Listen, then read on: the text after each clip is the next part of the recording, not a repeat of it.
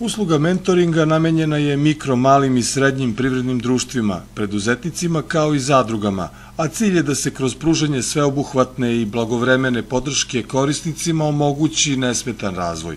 Direktor Agencije za regionalni razvoj Rasinskog okruga Aleksandar Šaronjić rekao je da je cilj saradnje sa japanskim stručnjacima razvoj našeg privatnog sektora. Imamo sertifikovane trenere koje rade po njihovoj metodologiji i gledamo kako možemo sa njima da razvijemo privatni sektor, odnosno da poboljšamo rad naših mikro-malih preduzeća u kojoj su uglavnom tu zastupljena i takođe otvoren poziv preduzećima da mogu da apliciraju kod Razvojne agencije Srbija preko nas za dobijanje besplatnog mentoringa koje sprovode, kažem, opet naši akreditovani treneri. Krenuli smo od razvoja malih i srednjih preduzeća, na taj način projekat traje 3 godine, da na taj način pospešimo prvo taj deo, a nadam se da će u nekoj budućnosti doći neki projekat sličan tome.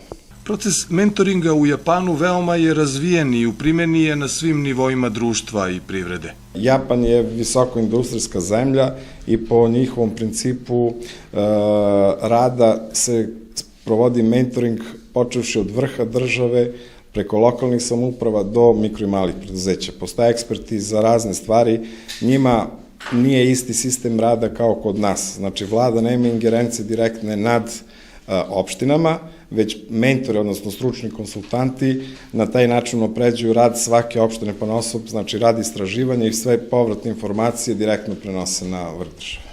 Proces mentoringa koji promoviše Japanska agencija za međunarodnu saradnju odvija se u direktnom kontaktu stručnog lica, odnosno mentora i vlasnika preduzeća ili menadžmenta u prostorijama korisnika. Vlasnik ili menadžment preduzeća i mentor zajedno proučavaju aktuelno poslovanje ili smetnje za dalji razvoj. Na osnovu konstatovanog stanja, mentor i korisnik mentoring usluge pripremaju plan razvoja preduzeća.